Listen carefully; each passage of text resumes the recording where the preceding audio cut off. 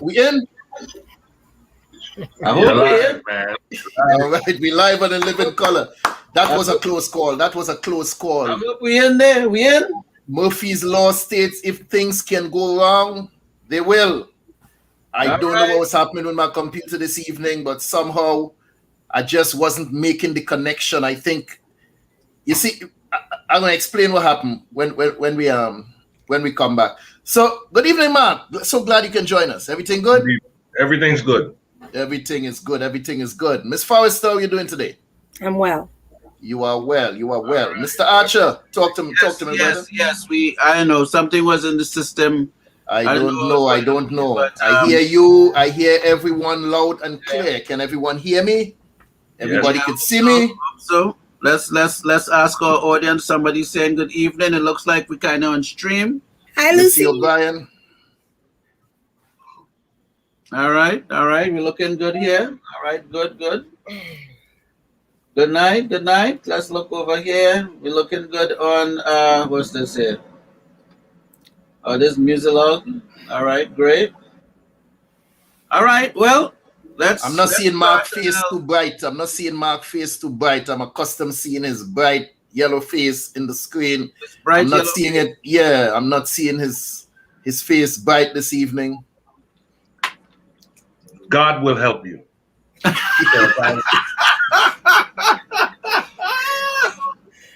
Our green eye light skin boy. There's nothing light skin about me. Let's go out on the corner and call the police and see what happens. Yeah, they come for me. They will come and ask you, sir, are you okay? What did he do?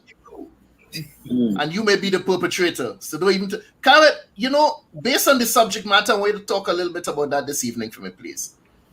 That preferential treatment that people of we're gonna talk about that later. So Sam, Dr. Judith in the background somewhere, she in the back room? Not yet. I know she's having any issues. I don't know. I was looking in the news to see if we had any little situation, but the net looks like it's a little bit slow on my side, so I don't know what going on. So I know kind of wondering. So it's not another situation where like Facebook shut down and the whole world don't know what to do with themselves. I knew what to do with myself. I don't know about anybody else. Well, we're looking good on our regular platform.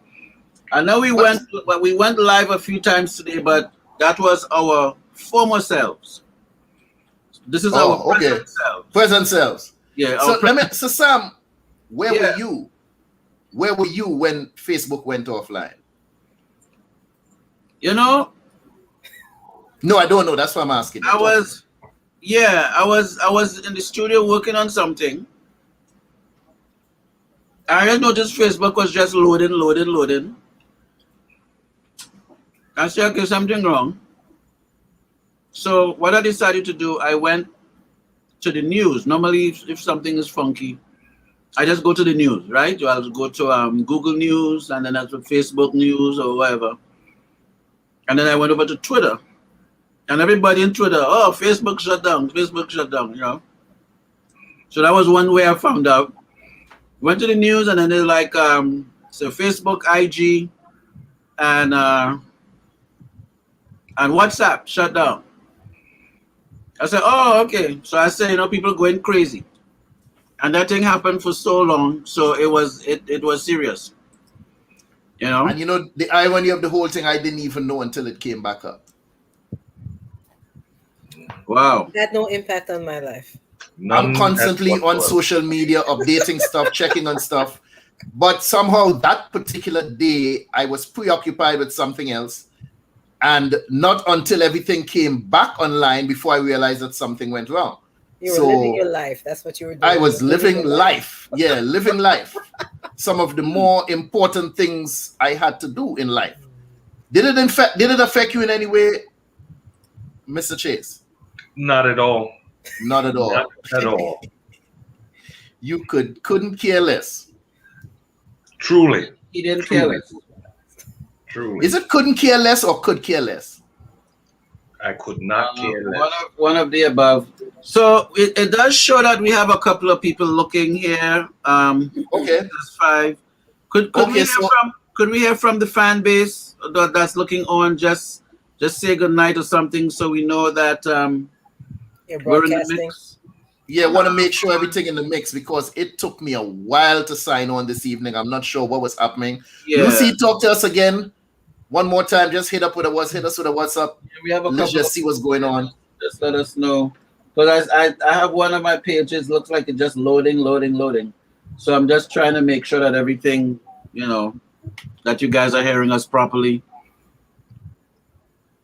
It says we have 4 people looking at us here. And that we are in fact streaming, we are in fact live. Okay, so what you do, Sam, let's hit the thing. Run the thing. Let me get the thing going. Let me run it. All right.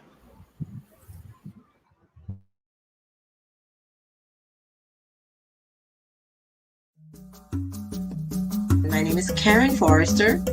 I represent BantuKreations. BantuKreations offers beautifully made, African-inspired, lightweight, handcrafted, one-of-a-kind earrings in wonderful shapes, shades, sizes, and colors. Please don't be scared of the large sizes. They're extremely lightweight earrings. BantuKreations can be found on IG and on Facebook as BantuKreations. That's BantuKreations with a K.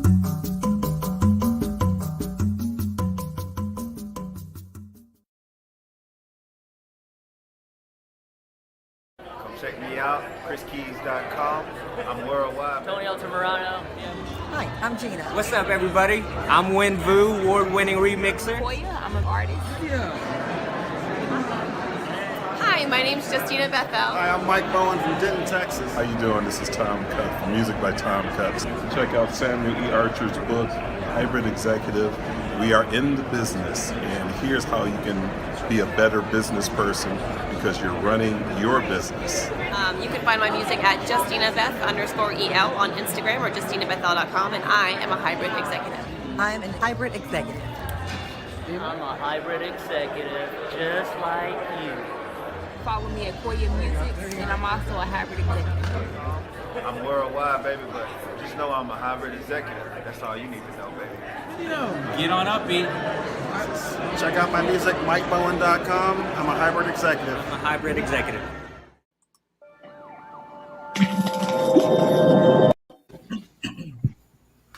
Woo! Yes. All right. Was that for me, Sam? That was for all of us. Welcome back, and then Dr. Judith is here. Yeah. And somehow I think that clap was for her. Good night, sweetheart. Good night.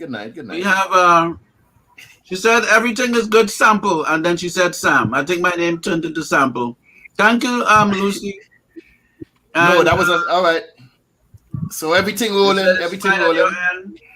All right. So Carol said she can hear and see clearly. Is it because she put Visine in her eyes and what Going people said they could hear and see clearly. The rain is gone. Your rain is yeah, the rain is gone. All right. So Sam, tonight we had a couple notable people from the Caribbean who passed away recently, and as customary, what we do, we pay tribute, at least by giving them honorary mention on the program. Yes, sir. Which one you want to go with first? Do you have Mr. Powell, sir? Yeah, Mr. Powell is in living color right here. As most of you all may know, we lost Brother Colin Powell, who is now an ancestor. He died on October 18th at the ripe age of 84. This Mr. Powell, a well-accomplished gentleman, most people may remember him from his serving as Secretary of State. But let me go back a bit and talk. First of all, us here in America, you know, our children, they are more Caribbean than us. Some of these children swear they are Trini, swear they are Jamaican, and they probably visited once when they were like 4 or 5. Mr. Powell was the son of Jamaican immigrants. So Jamaica claimed him as one of their own. I don't know how much he claimed Jamaica, but Jamaica claims him as one of their own. And he became the first black man, first brother to rise to one of the highest positions in politics, not in government, in US, how we say, diplomacy. He served first as National Security Advisor under President Reagan. A lot of people may not necessarily remember that. And he was also National Security Advisor, yes, under Reagan, and he was also chairman of Joint Chief of Staff under President Bush, and then later became Secretary of State under President Bush. These three accomplishments, he was also the first black person ever to occupy all three positions. So he was a trailblazer as Secretary of State, as National Security Advisor, and Chairman of the Joint Chief of Staffs. A well-accomplished life from one of our Caribbean sons. Travel safely, brother. On to the next round. This brother here, a lot of us may not necessarily know him, but this is brother Yasin Abubakar. I don't know how many of you all remember back in 1990, we had a coup in Trinidad. And this is the Muslim brother, the Imam from the Jamaat al-Muslimin, who led that coup, overthrew the government, held the Prime Minister and several other members of Parliament hostage for quite a few days.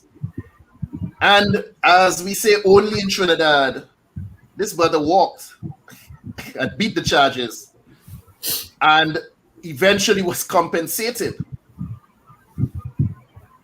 for atrocities committed against him during and before this particular incident. Brother Abubakar, from what I heard over the last couple of weeks, started stirring up the dust again in Trinidad, and now he's gone. There are some conspiracy theorists who are saying it had to do with the dust that he was creating again. I don't know. Whichever way it is, Brother Abubakar is no longer with us. Some may say good, some looked at him as evil, some looked at what he did as good. Either way, I am not choosing sides on the matter, but the brother is no longer with us, and we pay homage to him here on Caribbean Feedback. Tonight, brothers and sisters, we have a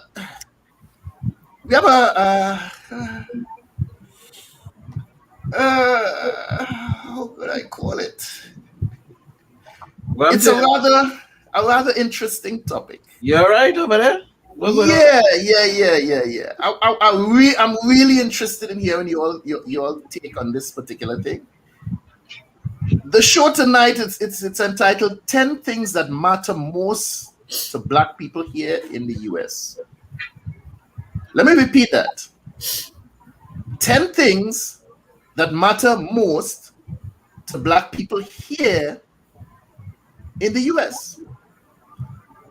I did a little survey this evening and I talked to a couple people and asked the same question, and it was kind of mind-blowing, some of the answers that I got in terms of what matter most to that particular individual and what they thought mattered most to us as a people here in America. We also have people in the Caribbean listening to us. We have people in Canada listening to us. So I think the question spans across the globe. 10 things that matter, or things that matter most to us as Black people, not just here in the US. And it's kind of strange, some of the answers that we come up with. Should we stop at 10? Should we keep going? And what about traditions, values, principles, interests, ideals? What ideals do we as a people collectively hold on to? In my little survey this evening, some people were quick to respond, and somebody said, God. We hold on to the belief in God. Here's my problem with that. Many of us hold on to the belief that while very few of us practice the principles, we walk the walk, and many of us don't talk the talk. But yet still, some people can say collectively, we hold on to God. Some of the things I see and hear from people are very ungodly. But yet still as a people, we hold on to God. On one block in my city here, there are approximately 12 churches on one block. And this is what I counted driving. So if I was to come out and actually walk door to door, I suspect I may get a few more. I would hate to be one that passed judgment on these churches, but on one block, I don't want to pass judgment on anybody, on any of these individuals, but from what I can see, most of them, they're doing nothing for the community. Nothing. Outside of a few Jehovah's Witnesses knocking my door occasionally, I have absolutely no idea what most of these churches doing for their community. I don't see it. Several years ago, I had a fire in my building. I got displaced for quite a few months, sleeping in a hotel. A woman walked up to me with a bottle and she said, "Could you help give to the church?" I said, "For what?" She said, "This money is to help people, families who have been displaced." I said, "I've been displaced," and I gave her my story. And after giving her the story, she said, "Well, do you have anything to donate?" And she still stuck the bottle in my face for me to give, which means she didn't hear a damn thing that came out of my mouth. If I'm telling you I'm one of the people that you collecting money for, you should be willing to dip your hand in the bucket and say, "Here, my brother, hold on to something." But even though I told this woman at the point of time I wasn't homeless, but I was displaced with my entire family because of a fire. And she still held out that collection plate and said, "Give me from what you have to help people like you." This is troubling for me, people. Troubling. So I have an issue with those who say we hold on to God as a people. Yeah, some of us do, but what good is it doing for some of us? And what good are we doing with what it is we're holding on to? I heard other people say, what we hold on to? Women hold on to the hair. That's important to them. Some of them hold on to their nails, getting that done. Brothers, oh man, I see you all line up outside when they have a sale for some new Jordans. These are some of the things that I see my people holding on to dearly as a people. A sale. Black Friday sale. Christmas sale. Where they can go out and buy new stuff. We are consumers. Party on a Friday night, on a weekend. People work all week so that they could party on the weekend. This is almost like a religion to some of us. These are some of the things people told me that they hold on to. But what about some of the things that we really need? I hear somebody else talk about equality. They talk about justice. We need to stand up as a people. I see over the last couple of years where we as a people got out and we protested the killing of George Floyd. And some people say, yeah, we need to be liberated. We hold on to that. And yet still the powers that be said, no, you are not doing it right. You need to follow Dr. King's example and protest peacefully. Hello? You all also killed him. So what are we supposed to do? What are we holding on to? We following the good example and we setting some bad examples that, in my opinion, I don't think any of it is working. What are we supposed to do? Karin, talk to me. Topic was brought to the platform by Mr. Mark Chase. I view it as what's important to us here in the United States as a bit different. I've been here for several decades in this country. I have worked as a civilian, I've worked in the military. I would love to be able, as a Black person in this country, to go to any area across the United States without fear of being mistreated or possibly harmed just because I'm a Black person. That's very important to me. And I think it's important to a lot of Black people in this country. I would love for everyone to have access. Hold on. Let's discuss that first when you bring up there. We don't want to get them jumbled up. It's not jumbled. Traveling across the country safely. I can't quote exactly what you said, but without being judged or misjudged based on this. Basically, that's the first thing you said, right? Correct. Let's discuss that for a minute. Does anyone here have those concerns as an individual? Of course, man. You sense. You lost your sense this week? No, I don't know where you stand. Let me hear because I have a take on that also. Let me hear where you stand with that concern. The first and most important thing for people of color is personal safety. Okay? You've lived in New York, as I've heard you, and in South Florida. You find out, travel around the country, you find out that these folks got dual purpose linen. They use it for the bed and then they put it over their head at night to come out and harass you. My house has been shot up by the Klan. They've broken into my house and spray painted it. Personal safety. Where I stand, I can call the police. They're going to want to arrest me. I take care of it myself.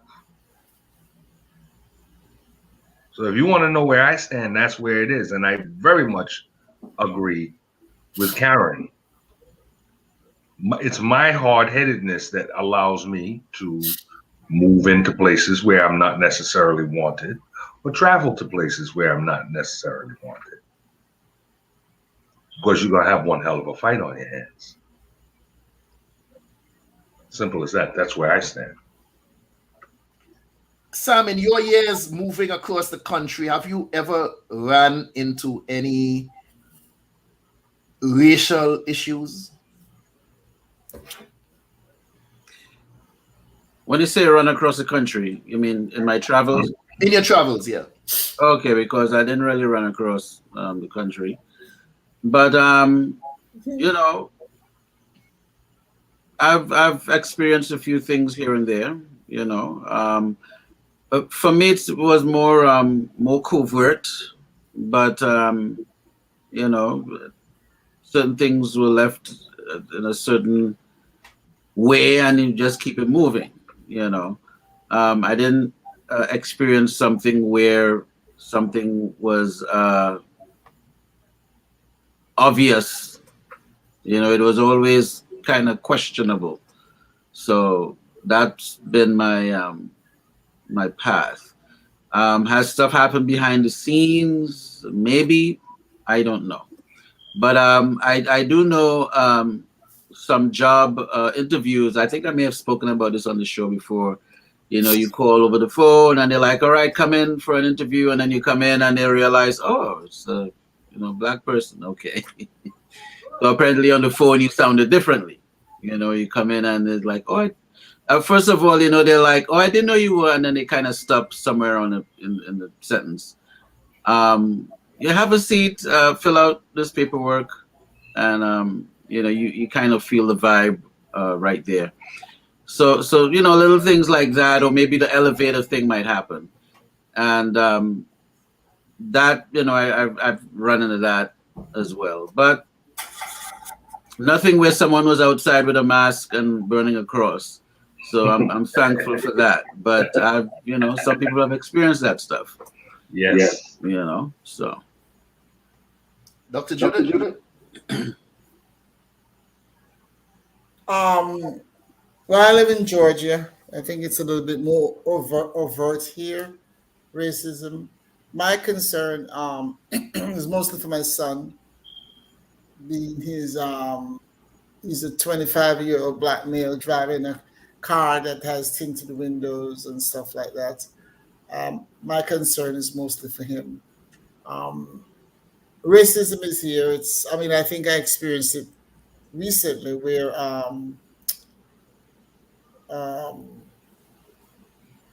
I contacted a local newspaper with a piece that I'd written about having the virus. And the lady and I had, Caucasian, the lady and I had a lovely conversation on the phone. Really, we talked about life and God and really loved the conversation. And she even told me that she had a writer. She had had a writer for like how many years? The lady was 90 something and the lady just passed away.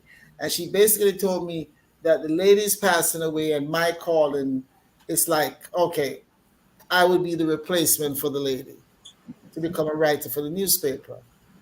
And something in what I wrote, some kind of way, she must have realized that I was black. I didn't sound black. And I've been told that many times, especially Southern black, I didn't sound that way. And all of a sudden, the lady disappeared. All of a sudden, I couldn't find her. She was supposed to publish the article and whatever. Didn't hear from her. Contacted her again. She said she's going to publish the article. There was something she was having problems with. It's an online publication, and something was going on online. But the bottom line, apparently, is that she realized that I'm black. Lost all interest. Never mentioned the position as a writer anymore. Nothing else was said. And today I'm particularly annoyed at white folks, so maybe it's not a good time to talk about this stuff, but it's here. It's all over. I'm not worried about myself because I am going to be who I am. I don't have any guns, and I don't have, certain attitudes about all this stuff. But I do know that I don't die easily. I don't give in, and I don't take crap for long. So, but it's here, and it's real. I just don't pay a lot of attention to it. I really don't. Except for my son, I really don't pay a lot of attention to it. So, I've crisscrossed this country many times, up and down the East Coast. And I've never actually run into any of those situations that I could remember off the top of my head, other than with the ones in uniform and badges. But I've taken some of the back roads in some of these cities, some of these towns. One thing I always careful that I don't do is run out of gas on one of these back roads. I always make sure I have a well-gas vehicle so I can get out of Dodge if need be. But I heard a situation recently, I wasn't even familiar with this term, called Sundown Towns. There was a young man from West Virginia or Virginia, and he was hiking and ended up in West Virginia, and it was, let's say, about 5 o'clock the evening. And he walked into a shop to get some water, and the girl was like, a white girl said, "What are you doing here?" He said, "I came for some water." She said, "Yeah, but what are you doing here?" He said, "I came for some water. I was hiking and I came down through the woods and I saw the store and I came for some water." She said, "You need to get out of town. This is a sundown town." He was like, "What's that? Oh, the sun's going down?" She said, "No. You're laughing. Need to be out of town before it gets dark." You are laughing. In the town that I lived in here in Florida, Palm Harbor, in 1987, they had a banner across the main street, crossing US 19, which is a major highway. "Nigga, don't let the sun set on you here." What year was that? This is 87. Okay. All right. Right in your neck of the woods, you know a place called Gulfport? Yeah. Gulfport, Florida. Also, the place where we get that water from, Zephyr Hills, Florida. Yeah. Right. Those were listed as Sundown Towns in Florida. Yeah, that's very true. That's very true. All in your neck of the woods over there. Gulfport is actually part of St. Petersburg. But St. Petersburg is very heavily segregated. And if you went across South 22nd Street, you had a problem. You had a problem. It was that way when I moved here. You know, I found it interesting, you know, that you weren't aware of that. And I think there's probably amongst Caribbean people a sense of arrogance that is healthy. These things you're not going to tolerate. But they're there and they're live. And I think that when we talk about covert and overt, is because you almost can't believe that's being said to you. You know, and you make it pass. I've been in this country so long, there's nothing that passes by me. I see your point, Karin. I see your point when you spoke. How exactly you worded it? Safe traveling. How exactly you worded it? I'd like to feel safe traveling throughout this country. I don't. I know that there are certain precautions that I must take, and based on what you guys are saying, there's certain towns that you know don't let 6 o'clock, 7 o'clock catch you. But the problem is sometimes you don't know. That's your responsibility. If you grew up in this country, you know that there's certain parts of this country you are not tolerated as a person of color. So let me ask you a question. Is there a website where you could go and see a list of where these places are, so you could check if you're in a place? Across the country, I do believe if you check Wikipedia should have a list of Sundown information. Yes, Sundown Towns, yeah, across the nation. But I just had to point out the one in Mark's side of town over there that really needs to pay attention to whether he knew it or not. But apparently the brother is well aware of what's happening in his hood. Yeah. I have to call it hood. It's not a neighborhood. They don't sound very neighborly over there. They're not. And they're very honest about it. I think what Karin said, personal safety is going to be number one. I think number two is economic security. Hiya. Go ahead, elaborate on that. Let me hear you. You know, too many of us, because we've been denied generational wealth, the ability to pass on wealth to our children or our grandchildren, we end up working for someone, usually at a wage that is 60% of our white brethren and sisters. And we are constantly on edge in terms of finance. You know, you buy your house. Oh my God, if I lose my job, I'm going to lose my house. I'm going to lose, you know, there has to be economic parity and economic security within our community. And also educational parity and security. Hold on, let's not go too fast. I want us all to touch on them one at a time. As they mentioned, you speak about economic security, but most of us tend to tie that economic security to a job. And as we all know, there is no such thing as job security. So most of us are one paycheck away from living on the street. And the way I say it, if you have one stream of income, that's too close to none. May I say something here about security, job security? And I know we're talking about Black folks predominantly here. White folks have the same issues. I don't care how entitled they feel they are. I don't care what they say about being special, being white. They have the same issues. They have the same fears. I have a white coworker who just went away for the weekend. She came back. I called her to let her know there was a there was a survey she had to do for the job, and it was needed by the end of the day yesterday. She went into a panic attack. She's been on the job over 6 years. She's constantly worried about losing her job. Constantly. She went away. She took 1 day off. She took 1.5 days off, and she came back in a panic. She's worried that she's going to, and I work with a lot of white folks, and they all, no matter what they say to us or in the public eye, they are just as afraid, for different reasons perhaps, but they're just as afraid of losing their jobs. They're just as afraid. They just have the same problems going from paycheck to paycheck. They're having a tough time economically. We as Black people tend to think that white people have it together. Bull crap, they don't. No, I don't mean to cut you off. No, I don't think that's so. I don't think they have it together. No. I said we think they do.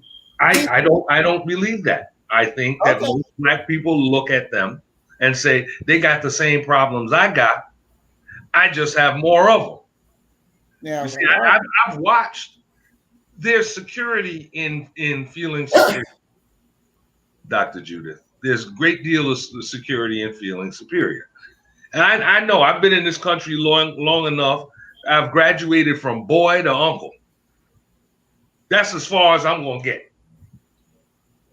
Okay? So I don't think most of us think that white folks don't have problems. We know they do.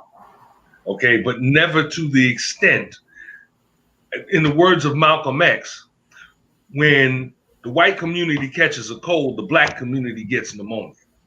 Yeah, well, there are historical reasons for that, and I'm going to stick with what I said. There are historical reasons why we get sick when they catch a cold. Okay. Because we have not disconnected whatever went on in the past, whatever they told us we are, whatever they told our grandparents. We have not decided that we are not those things. That's why our focus is so screwed up. That's why we focus on jewelry and hair and crap, because we're consistently trying to be something they think we should be. That is our weakness. In my opinion, Black folks will always think that the poorest white person, Lyndon Johnson said it, the poorest white man thinks, the poorest and uneducated white man thinks he's better and more educated and richer than the most intelligent and rich Black man. And part of that exists and continues to exist because we have not changed our minds about ourselves. I'm sorry. I have a hellish white woman I'm dealing with right now. They can have their attitudes. They can do what they do. They can say what they say. But it's up to me to stand up and hold her accountable for her attitude towards me. And I'll say it until the day I die, we continue to worry about hitching crap in our hair and our brains are screwed. We continue to worry about the jewelry and the fancy car, and we live in a neighborhood where we park the car, we got to stand at the window and watch the car all night. Black folks got some serious stuff that we will not deal with. We will not. I'm going to agree with you to an extent. Go to Jamaica and talk about color prejudice. Any Caribbean island, no Black person wants to deal with it. But the bottom line is real. We're niggas. We call ourselves niggas when it's convenient. Where Black folks will call each other all sorts of names. And we talk all this crap about each other. And we're constantly downing each other. And we're constantly saying, oh, it's not a color problem in the islands. It is more of an economic, it's a class problem. Bull. We still have self-hatred. I don't care what white people do to me. If we don't get rid of that, it's not going to change. All right, hold on. I'm a little bit slow. I'm sorry. So we were talking about feeling safe. So were we saying that safety is one of the important things for Black people in this country? Well, we passed the safe traveling. We're talking about economic security right now. So now we going into what we dealing with now. This is economic security. Economic security. What? I'm sorry. What about safety in black neighborhoods from blacks?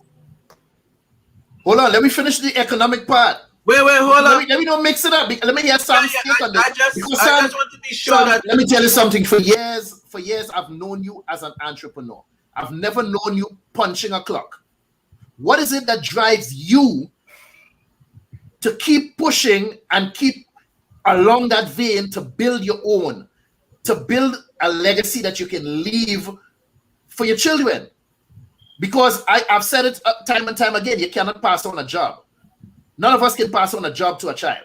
We can pass on a business, and I've always known you to be building a business. What is it that drives that entrepreneurial spirit within you and not go out there and hold that job for economic security? Do you want the Hollywood answer or you want the truth?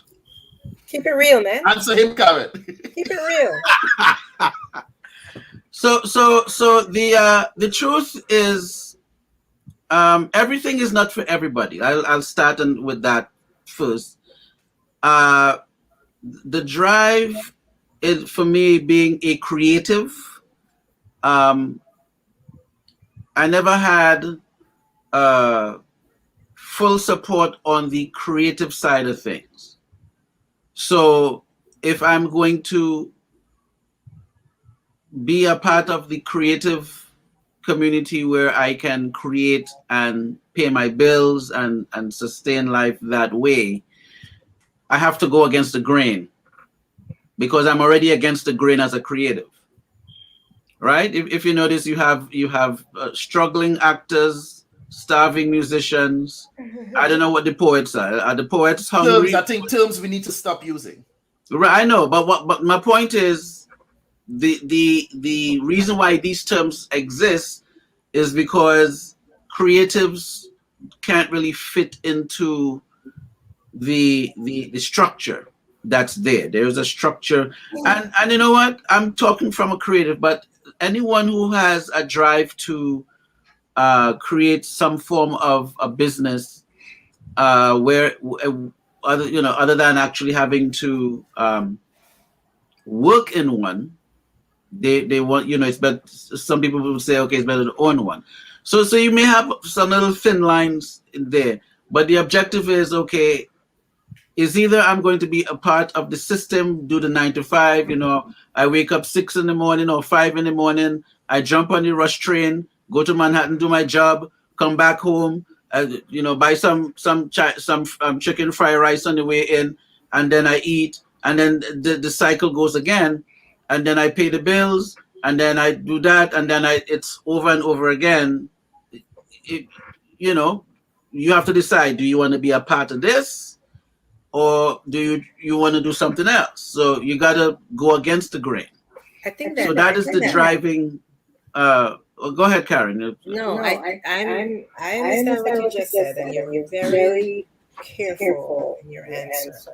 I am. Okay. I think the most part. Most people are sick to death of working for somebody else for 50, 60 years of their life for small choppings. I think you're correct. Everything is not for everyone. Not everyone can become an entrepreneur. But if you have the drive, the ambition, and a good product or service or idea, go for it. Invest your time in yourself so that your children don't have to put 50, 60 years working for somebody else. Well, that's the point too. And also, we're sick to death of doing this constant working for somebody else. As Curtis would say, working for somebody else's dream to come true. They're passing you in a Cadillac and you're barely walking by, with a little cane. Your poor little body's all broken after 50 years of working for them. No. Done with that. And to add what you say, Karin, to when these folks created these businesses, who did they have in mind? Hello. Hello. Right, so that's where your nepotism would come in, because they didn't build this for you; they built it for their offspring. We've always been seen as the labor rights, always. Never Well, as the business owners. It's And interesting anyone what who stepped out of that mold has been traumatized in so many ways on a community level, by the government. It's been seen historically repeatedly. Dr. Judith hit on two very important points, and you've mentioned them individually, Sam and Karin. Number one, she mentioned, she was talking about the nails and the hair and the gold chains. That is created in the white media. I don't see anybody walking around with a whole bunch of chains dripping off their neck when I'm walking in the street. Well, the era of that, Mark, the era of that has gone. We still talk about it, but the whole gold chain, that era has passed. That was the early days of hip hop. No, So they what's no the longer replace- do that. What's the That era has replacement? passed. What's the replacement for the chains? I Cars. see What's the replacement? caricature Cars are the where you can replacement. find. It's anecdotal, where I see the woman coming out with her cat nails and her hair did. She didn't get her hair done. She got her done. She got her hair did. Her hair was did. Okay. She got her nails did. She got her petty and all of that. I may see 1 out of 100. Really? Where Yes. you're insulated. You're insulated. I'm If yes, I'm but I was talking in about here Miami, in South and Florida I or saw so 1 out of 100. That's not true. That is People are absolutely too not true. busy. New York, The Florida, people who Cali. are working No, for a that's living not are true. too busy. I went to a women's business breakfast Saturday morning here in Rockdale County. Black women business owners. And all that stuff that you say is whatever, it's out there. The nails and the whole crap. They came in there competitive with each other. They came in there to outdo each other. Listen, I'm not trying to convince anybody of anything. I know what I see. I know what is happening. And I'm still saying we might not have the chains anymore, but we have replaced it with other things. They have substituted. I really think that is I'm in the world too. And I was Hear in this Miami, one. and Mark, I will tell Mark, you, hear this wanna one. finish my point, sir. I'm agreed with you. I am agreed with you. I am 100% on your side with this. With what you're saying. I think we are falling for a stereotype that is presented to us, and that is not us. But there are many who are living the stereotype on a daily There are. basis in mass. We're There not talking are. about I a don't small think that it's in mass. sample. It's- So I agree with it's Dr. Judith. anecdotal It depends and on where you are in this country. But I'm telling you where I am and my purview. Believe me, that is the focus of young women between, say, 18, maybe even drop it down to 16 to 30 something. Then they start to wait a minute. I've put tens of thousands of dollars into that nail salon. That person doesn't even know my name. No. The focus is really off in a lot of areas in this country. Listen, the black women I sat with three, they said they were proud to say they're West Indian heritage. And these are all, I sat there and I thought, what the heck am I doing here? And these are all, I have a business, so that's why I was invited. And one woman, she's a big shot in the government here. She said to me, when I met you, I told him to watch you because this is not an easy woman. I don't dress anything like those women. And I don't have a problem not dressing like them because it's not what I dress like, it's what I carry. It's what I have inside of me. And I watched them. 2 of them told me as the breakfast went on that they were nominees for Businesswoman of the Year or whatever. So I said, wow, I'm sitting with 2 nominees. Ain't that awesome? Because I don't take a lot of stuff, all this awards and stuff, I don't take a lot of that stuff seriously. So what ended up happening, one of them was called up and she received an award. The second one didn't receive an award. And after all the awards were given out, the second one who stood at the table, she raised her hand. I wouldn't have done that. She raised her hand and said, like you forgot me. And the lady who was doing the presentation says, no, she didn't even answer. She basically said, what people have to understand is that we nominated you, but not everybody who was nominated was chosen to get an award. Chosen to win. Okay? She was embarrassed now. Because if that had happened to me, I would never raise my hand. They talked to me for a while and they were like amused by me. Because I don't talk the crap they talk. You know, we got to make a connection before we leave here. And connection crap. Another woman who graduated with me last week, she said to me, she said, a lot of this is just empty talk. And we're going to, you know, we want to talk and I want to get you involved with it. Just go away. Just know someone. The truth of the matter is that what we have learned, we continue to learn what, you know, all this, what do you call this, all these connections that white people, and these all this networking. We're going to work in network and all this stuff. I'm not saying it's all for naught. I'm saying that a lot of it has become empty. It's just words that people use, and we ain't much better than the white folks talking foolishness. And we're playing, some of us out there playing games. I don't think everybody was meant to own a business. I don't think everybody, like Sam said, we have to find out what we bring. And we can't everybody can't own a business. What a lot of white folks do, and I saw it recently on television, in Massachusetts, a policeman, a police chief, he's raised his sons to follow in his footsteps, to be on the police force in Massachusetts. Another guy, white guy, he has mostly lawyers, including his daughters in the family. They're raised to follow in the footsteps of being lawyers. I have 4 people in my family who are in the law profession. So the thing is that everything cannot be race-based. I'm sorry. I think we have to be careful about it, because some of these things that we talk about is just human beings. White folks are stupid. Black folks are stupid. White folks are smart. Black folks are smart. The thing that I believe and will continually believe is that whatever we heard said about us is that we continue to some extent to carry that burden with us. We continue to believe that we are less, we behave less, and the first time we get some money, and I'm talking about people who have businesses, let me tell you who I admire. And it's not somebody I really admire in terms of basketball or whatever.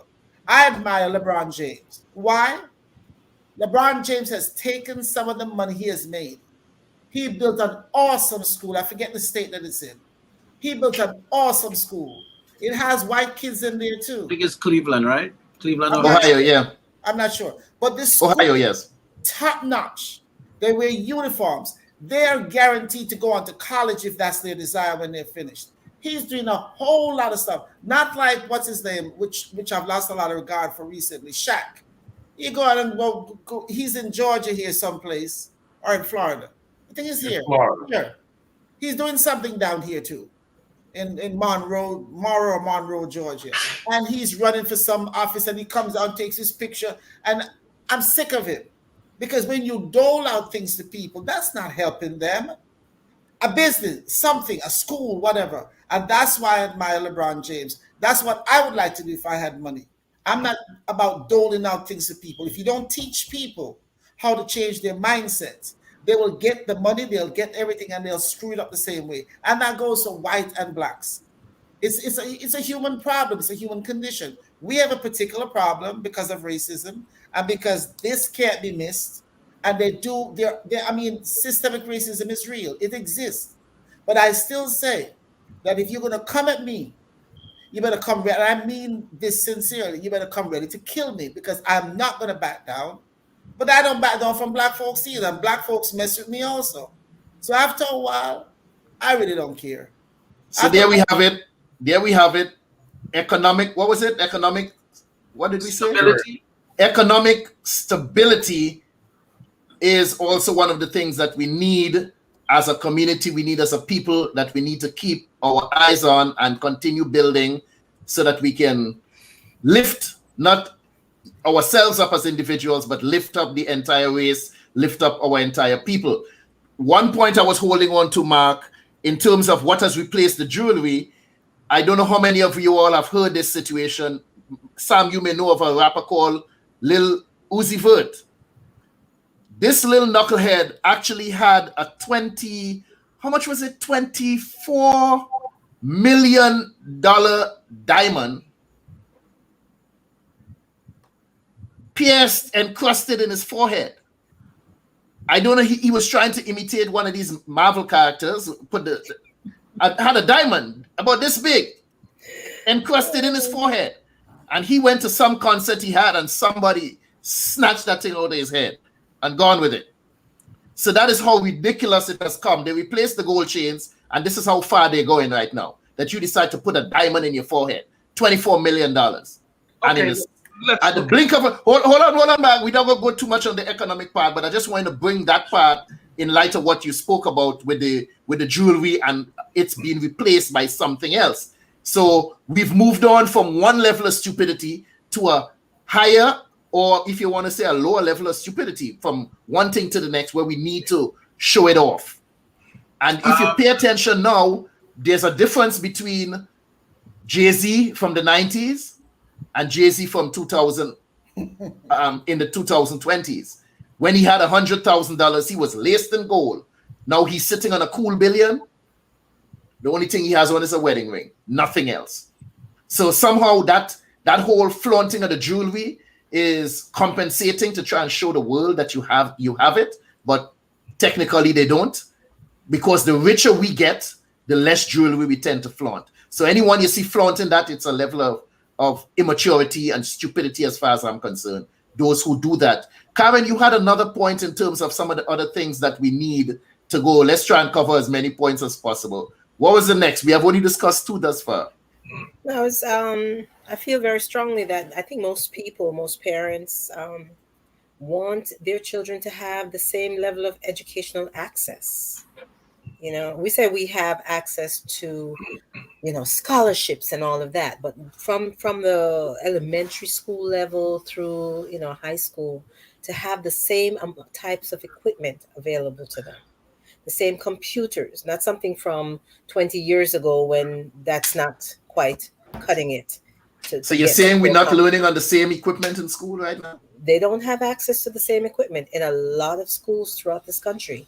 And when you look at it, you'll see that it's based on, you know, the population being, you know, high percentage of blacks in certain schools. They're just not getting the equipment that they need to compete on the national level with other schools. You know, so they're not getting the budget. The budget can't, somehow the budget doesn't extend to them to get the same types of equipment that the adjacent township can get. And they rationalize it all kinds of ways, but children need access to the same. In the school where I work, Karen, there's the majority of the staff is black. The principal is black. And I remember when I first went there, one of the most immaculate buildings, well kept, clean. He's very big on his reputation and all the rest of it. He's also trying to get to the head office in the county. That's where he's trying to get. Right now we have a county board that's almost all black. That's fine. Because I don't agree that everything has to be all black or all white. I don't believe in that. I don't think it's necessary. I think you need to find creative, bright people who can give and do a job. That's what I believe. Agree. But he's there. And when the first year I was there, I was so drawn. My heart was so, I get so emotional about these things.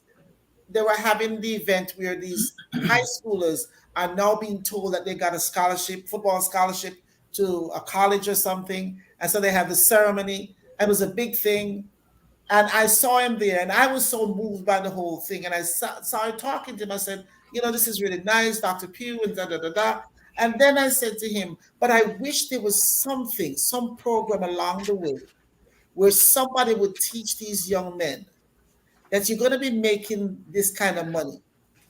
Let's have and I have a proposal to send to the guy here in Rockdale where I live, because I met the superintendent here.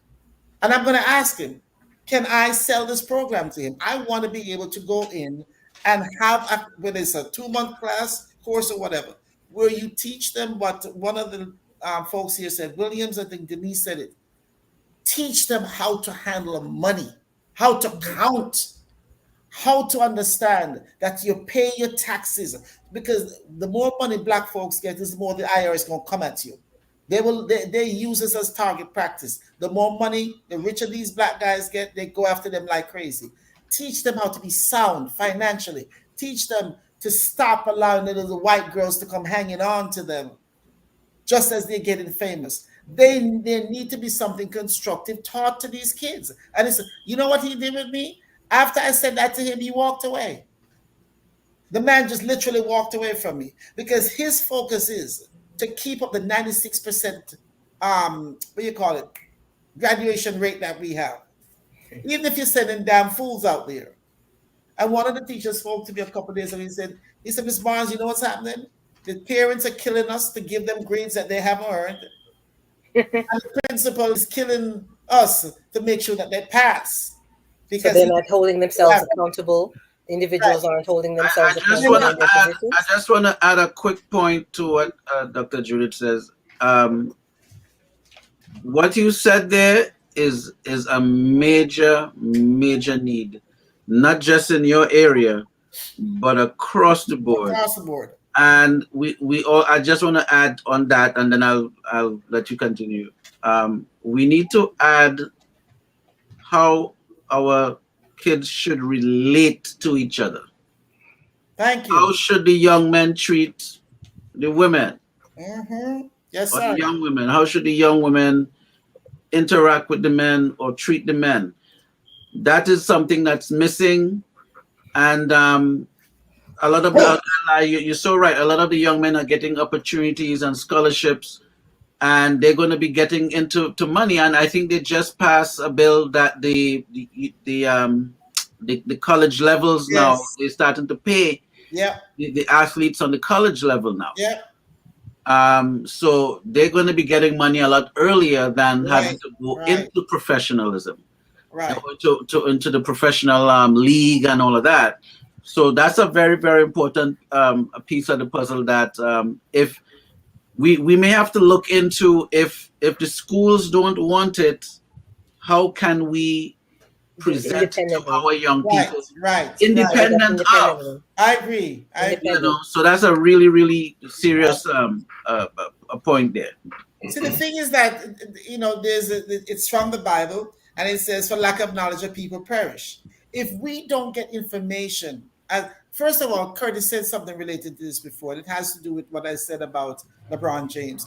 Unless we see each other as a community, unless we see each other as my brother's keeper, unless we see each other as that when I go up, I pull you up, unless we see each other that way, it doesn't matter. What happened to a lot of Black folks that I have read about and kept track of is they get the money, they get fame, and they start behaving differently. They don't necessarily want to pull anybody up. They get together and they yacht and they do yacht things and they do all these social things together. They're not necessarily concerned about bringing anybody up. And I don't think we should be waiting for them to bring us up. I think we have lost a big piece in the family, in the home, where certain things were taught.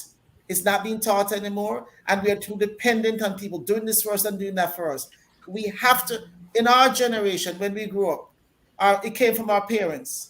Whether it's grandmother, grandfather, father, mother, whatever. We knew we had a responsibility to do certain things. Now we're waiting on everybody to give and everybody to teach. Somebody in the Black community dies and we have to have GoFundMe. It's in the White community too. But we don't even think about doing things to protect ourselves anymore. We're always waiting for somebody to come do something for us. I want to address what Denise made several comments. The last one caught me, because a lot of people in the homes that you're seeing now, black, primarily Black run homes, they lack the knowledge level, or they're so busy working their butts off. They don't have time or energy to sit down and do the financial teaching that they learned. Some didn't learn and can't teach. So something else has to be available outside of the home. It doesn't have to be the school. Right. But something else has to be available to teach these children how to write a daggone checkbook before they get into college. Should be how to do their own financial management. The church I didn't learn it. That. The church. So I can relate. I didn't learn. Yeah, the church should be doing that. I have no pastor likes me. Okay, I don't care. They don't like me. Because that's the kind of stuff I say to them. Why the pastor don't like you? Say what? Why the pastor don't like? We like you. I'm to the pastor. You have a problem with it? Pastor smarter than you, man. Listen, the fact of the matter is, I said to them, why do you have a building shut up for 6 days a week? What are you doing? What is that for? If you notice, most of them have their names on it. I fight against those things. I tell them to their face. I don't care. It is not about you. If you're in the community, you're supposed to be making a difference. That's what you're there for. But guess what? Who's in the church? Who's the majority of people in the church that's bolstering the pastor and lifting them up, whether it's male or female pastor? Women. Tell them all this bull. The other day, a woman in Jersey told, a friend of mine in Jersey told me, some woman went to church and asked her pastor, did you have breakfast? You know this? You know, she said the pastor told her? The pastor told the woman, my wife took care of that. And if you're here and didn't feed your husband before you come, go home and feed him. Leave the service now and go feed him. The thing is that women have caused churches and pastors to be this great. A pastor going on vacation, we have to send him on a cruise. He can cruise down the street and leave and not paying for nothing for him. But the thing is that I am an oddity. I'm a problem to church people. But we have got the black people using religion. You talk about relationship, you talk about religion. They run around the church and they scream and holler like a bunch of fools. And the pastor said, well, you know, if you don't have the money to pay the tithe, you can use your credit card. Not Judith. Not Judith. I have witnessed that one to the point when I first came to Florida. I went to a church and they were doing the same thing. They actually asked for tithes like 3 times before the service was over. That bowl came around. That's offering. 3 times. Tithe once and offering 3 times. There's a difference? Yes, sir. So you just decide to offer something for who? Tithes is 10%. Offering can be anything. Can be anything. So after I paid tithes and I offered, why the bowl coming back around? Then forget you to give the first. They forget and they pass back again with it. Yeah. And after that, they said income tax. Whoever didn't have cash at the point in time, they can come to the back where they're accepting credit cards and debit cards to give that offering. And they also made the announcement that income tax time was upon them, and they urging the church members to do their income taxes with the church. So on the spot, they didn't say this, but on the spot, they know exactly how much money you're getting from tax, and 10% of that comes out to the church. Anybody who believes the church telling them about income tax, the church don't pay the tax. Let me tell you something. Hold on. The church members can file the taxes to the church's accountant. I understand, but guess what? If we would learn, if we would teach each other, I'm seen as a pariah. I'm seen as a problem in the church. Instead of listening to me, they want to defend the pastor. Do you know how many black people, and white people too, I'm sure, are tithing on their social security? Nonsense. You already paid tithes when you first earned that money. Why are you tithing until the second time? But you can't tell people, they don't want to hear it because, oh my God, what is wrong with her? When you first earned that money, you tithe on that. I said, no, you get your social security that was already tithe and you're going to tithe on it again? I don't tithe on my social security. I'm not crazy. But you see the man in Jamaica who slit the woman's throat the other day? Did you hear the news about it? No, I heard about the one who planning for sacrifice. Well, that's it. He slit the woman's throat. The same guy who looked like the Hulk? The same guy. And he had a line of men, naked men, and animals waiting to be sacrificed. And some people bolted and started, cops came in. That's how it ended. It make we look foolful. It make we look totally foolful. Stupid. It's not a Jamaica. That's not Jamaicans that I know. They said the guy is Jamaicans to be blinded by faith. Listen, you can't call that faith. Him have a line of men lay down with suits on and then take it and beat them bottom and after him slap them. Judith, but you know, I posted that, I reposted that on Instagram and they shut it down and said it doesn't meet their community standards. Well, it's all right, it's real, it's happening. You don't have to meet no standards. A bunch of people laying down in church with their behind cock up in the air and the pastor walking on with a belt and beating. I said, what kind of sodomistic nonsense is this in the church? And I reposted it, and my exact words were, I believe that came from somewhere in Africa. I said, had I been the president of that country, I would shut churches like that down. With these hypocritical pastors, I would put them out of business. And they shut down the post and told me it did not meet community standards. There's Let an me African take a little president history doing that here. right now. There's an African president doing that right now, shutting them down. Let me kick a little history here. You know, we're looking at this from a very Caribbean standpoint, as we should. All right. But there's a history to all of this. Firstly, we were brought here for labor, free labor. Secondly, we were denied education because you can move up a ladder if you have understanding of things. We're still being denied education. We were denied a vote because now we get to choose. Who represents us? No one. This is the point. This is why these issues are so. And the same issues. You see, one of the things Dr. Judith said, I've heard everybody say it, we'll go out and act like buffoons. You know what? It was the only thing you could do, put on shoes that are too big, a raggedy hat, a thing, and dance for the white man. When do we stop, Mark? When do we stop? Let me finish. It can't stop because it's still the same thing. It can't stop. You're talking about, I heard you talk about black on black crime. If you can't find a job, what you gonna do? Stop? Oh, come on, man. Oh, come on. No, baby. This is the reality we live in. Sorry. It's not. All right, but hold on. Let me stop. Let us not keep discussing what's wrong, and let's talk about some of what we need to do. So, in the light of what you all discussing right now, let me hear some solutions, as opposed to just beating the problem over the head. Let me hear some solutions. One of the things I wanted to address before we went down that road is we were talking about education, where all the children can get proper education and so on. Some of the things that have been happening has a psychological element to it. For example, when slavery was abolished, the average black person was not going to take a job anyway. Right?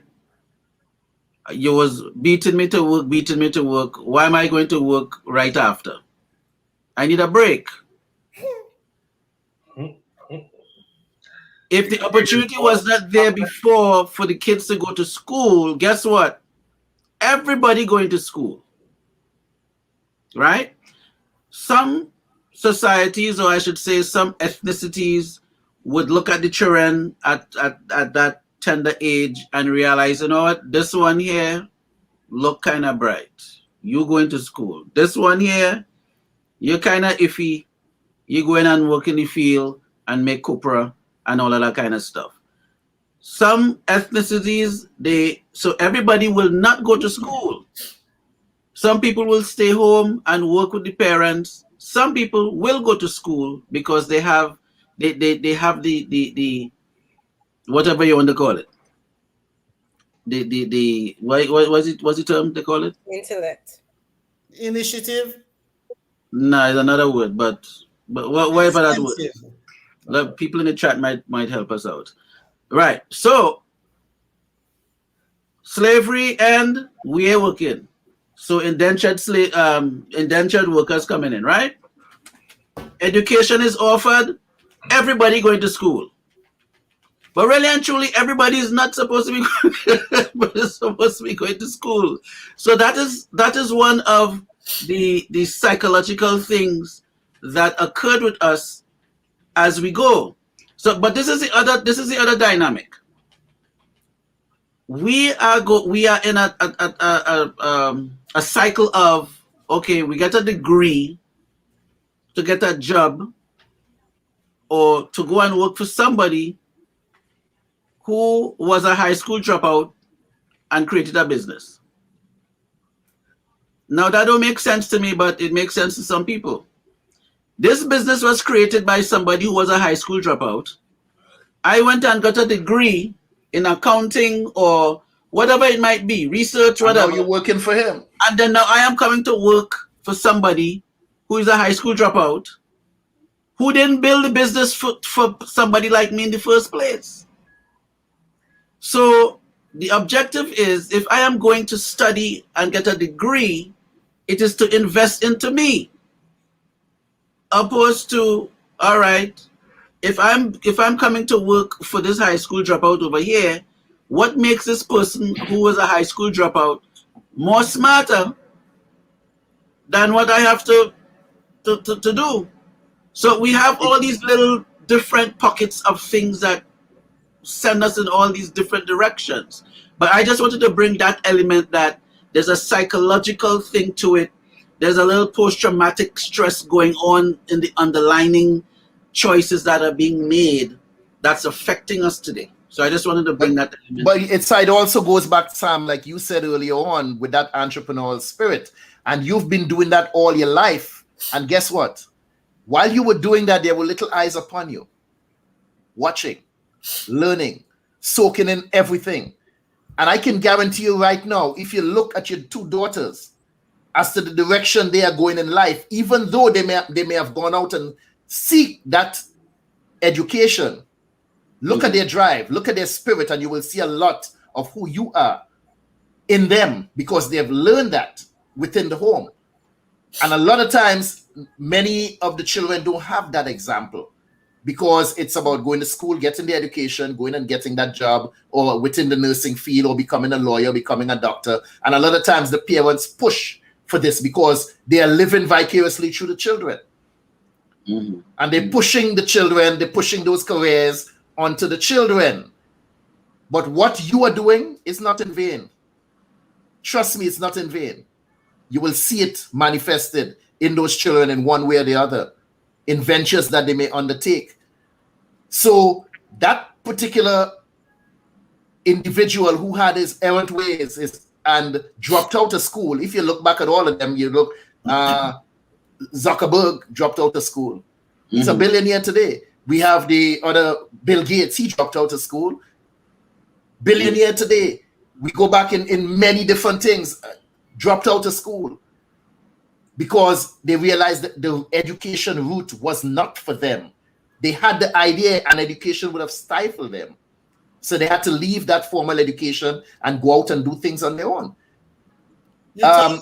Mr. Jackson, Curtis Jackson said it best, 50 Cent. He said, I didn't go to Harvard, but the people that worked for me did. Right? He grew up in the streets as a hustler, build a business, and get the people that went and get their education, get them to come and work for me and continue building it to another level. So it doesn't take that education to go out on your own and build something. So, it's a thin line because remember now, a lot of us who had parents in the 60s and the 70s, unfortunately, they didn't have the choice that we have now. When they came here, they had to get 2 and 3 jobs because it was about survival. It was about laying down a foundation. So, it's sort of like you feel, it's a dozen on half a dozen on one hand, 6 in the other, because that was that time. And now they embed in you, look, you're going to be a doctor. You're going to be a nurse. You're going to be a lawyer. You're going to be, so they had to instill that. And so it was part of, you're looking forward to this thing. But as we get here, the life has evolved. So now we left the industrial age where, you go and you get a job in a factory or you get a job in an industry. And now we're in the information age. So we have a little bit of catching up to do, So that remember we talk about walking with a boat because you're going to meet a lake. And after you cross the lake, you're supposed to leave the boat. Some of us pick up the boat and keep walking with the boat. Walking with it. Yeah, you have to leave that for the people behind. Already, right? We crossed the lake already, and you're still walking with this boat thinking that you have another lake to cross. So when one, we have to catch and double time so we could everybody else miles ahead. Couple things. So how do we catch up? What I was going to say to you, one of the issues that I see in the school system, and it's been going on for many years now, everybody thinks they have to have a college degree. It's not true. Some people need to go to trade school. Some people are better off being plumbers. Plumbers make more money than a lot of very educated people. Some people need to be mechanics. They make excellent. Some mechanics make $23 an hour. That's not a bad salary. So the thing is, what has happened in this society, and it's amongst white people too, everybody has their own business. It's not true. It is not so. It is unhealthy. Because if everybody owns their own business, who's going to buy from who's going to work? Yeah. So the bottom line is that individuals have to be taught from the family. What is it that you like? Recognizing in your children what they're good at. Don't tell Sam to do what Junior did, because Sam might not be good at what Junior did. Recognizing in your children their gifts and their talents. I told my son he didn't have to go get a 4-year degree. He said, Mom, with all the degrees you have, I have to get something. That's his choice.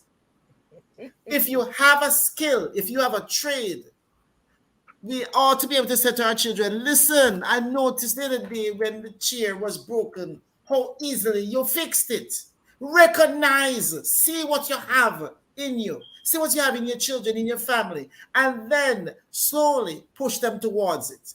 We don't have, Karin said about time and people making money and they don't have time. The problem is that we don't have time because we're so damn socially conscious. And we have to go here and we have to go there and we have to be on social media while dinner is going on. And we're doing this while dinner is going on. We go out to dinner, we're doing that. And we're so consumed with social media. We're so consumed with cable TV that we can't pay it.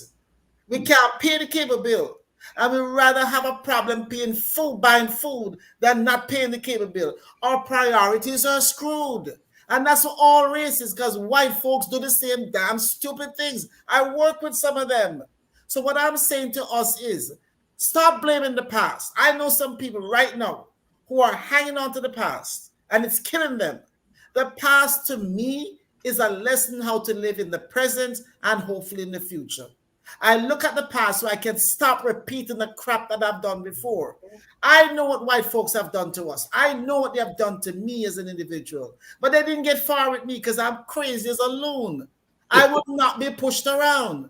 So what I'm saying is we have to have an individual responsibility. One of the biggest problems I see in this world, one of my co-workers said to me the other day, she said, from I met you, I have to tell you how I respect your willingness to stand for what you believe. People don't stand for nothing. Something come along, that look good. All right. I will switch back and forth. The bottom line is what happened to our parents and our grandparents happened. Where are we now? All this money these guys are making in football and basketball and baseball, all these black folks. We got to have somebody say to them, man, don't spend all at one place. Don't buy $10 million for that. Don't get a $40 million ring. We have, but it has to start early. And the problem is if we continue to blame white folks, yes, it's systemic and they're real and they're supposed to be blamed. But damn, when do we get out of our own way? When do we just stop saying, what is my priority with my life? And as I go up, who am I bringing up with me? And I cannot always own a business. But what I can do is I can work on a job and siphon some of that money off to something else, whether it's investments, whatever. That's how I live. That's how I live. So I am tired of blaming white folks because then it becomes a new kind of racism. I'm helping them being racist against me. The bottom line is that it happened. It's still happening, but until we, and I will say it until I die because I know it's true, until we accept that we have a level of self-hatred, until we accept that we are never enough. You look at these black women on these shows. I mean, what's Viola Davis? One of the most dark and beautiful women. She's getting light. And I wrote it the other day. She's on something. And I said, isn't it amazing Viola Davis is lightening up? Our priorities are screwed. I didn't see any evidence of that. I know you mentioned that a couple of weeks ago, and I actually went and looked. I am not denying it. I'm just saying I have not seen any evidence of that. Listen, that's just one little piece. What I'm saying to us four here at this moment is that the majority of Black folks, do they see this as a community? No, you know what a lot of them see it as? I'm getting out of this community. And their goal is to be like Bill Gates. Their goal is to have a yacht. Their goal is to have something for, and it's not necessarily the Black community. But my goal, Judith, is to have an MBA. Yeah, what does that stand for? Massive banking account. Okay. I hope you know to spend it. Oh, trust me, I do. Okay. Listen, trying to get Black people to tell them, and I probably said it to you before. Okay, let's do a Christmas club, they used to call it. Let's do a Christmas club. Susu. Whatever. If you I'm throwing it to Sam, so you know. Yeah, Susu. If you put $10 a week, by the time Christmas comes, it's $500. That you probably would never have saved on your own. And I keep talking to us as simple things. If you can't put aside $10, what are you going? When you're going to put aside $100? So the thing is that, is like you say, what are the solutions? What do we have to offer? Start looking at our children. Start recognizing that all of them is not supposed to be college bound.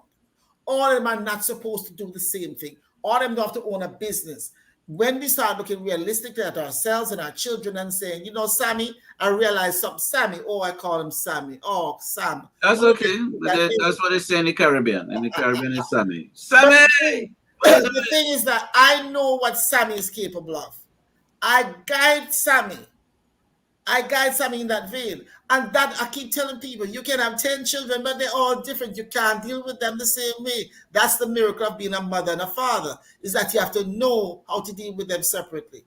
But we're sending our children out doing the same thing white folks doing, getting a degree. White folks are now screaming. They're now angry. How much money they spent on education and they can't get a job. So what I'm saying to us, instead of, like you say, instead of beating the old stuff, what has happened. What are we going to do about it? We're here. What are we going to do about it?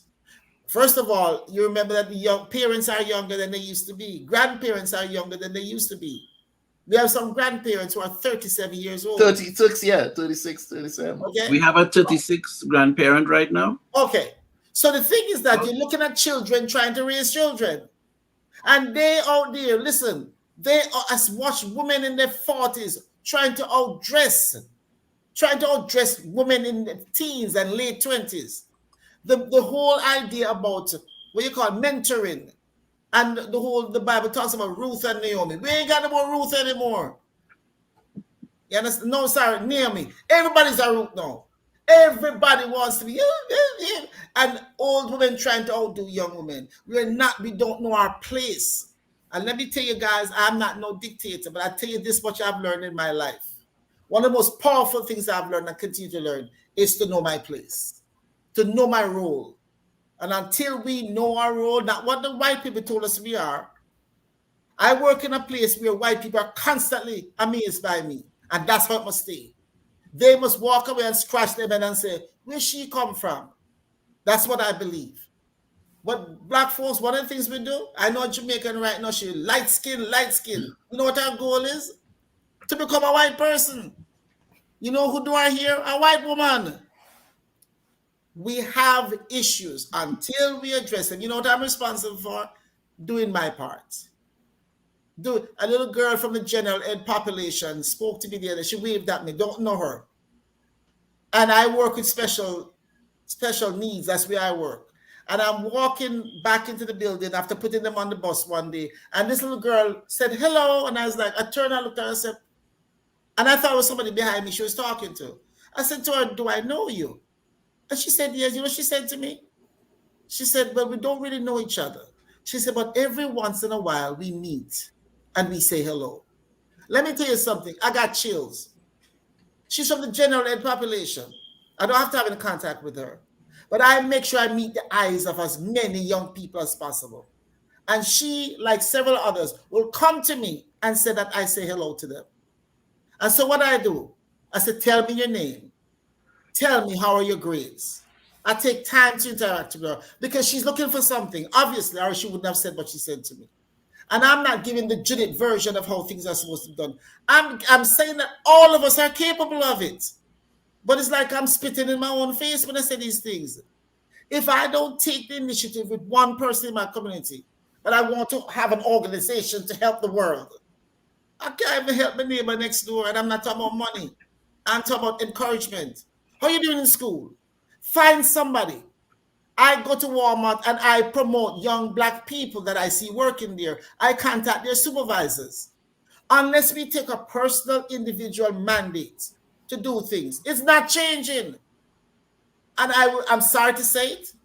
I'm sorry to say it over and over again, but that's what I've seen.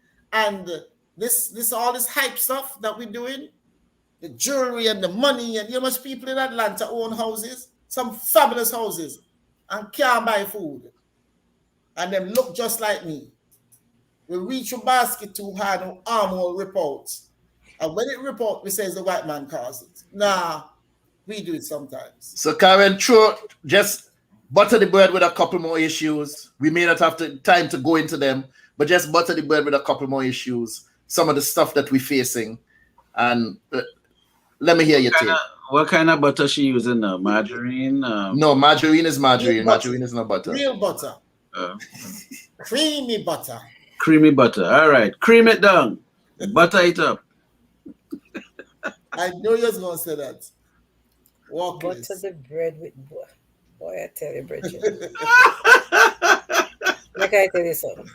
I mean, later on smoothly. You didn't get the metaphor. Listen. I just think that some of the other things that are important should be and are important to a lot of people of color in this country. Equal pay for equal work. I think too many of us accept just getting the job, lucky to get a job, and realize later on you and your white counterpart doing the same job description. The person is getting so much more hourly differential than you are, and you have the same level of education. You've got to fight for your right to get equal pay for the same amount of work. So stop, Karin. Stop. And I'm cutting you purposely. You cut everybody purposely. No. I don't know if you realize up to now, we probably discussed about 5 things. Really and truly, we discussed about 5 issues. The aim was to discuss 10.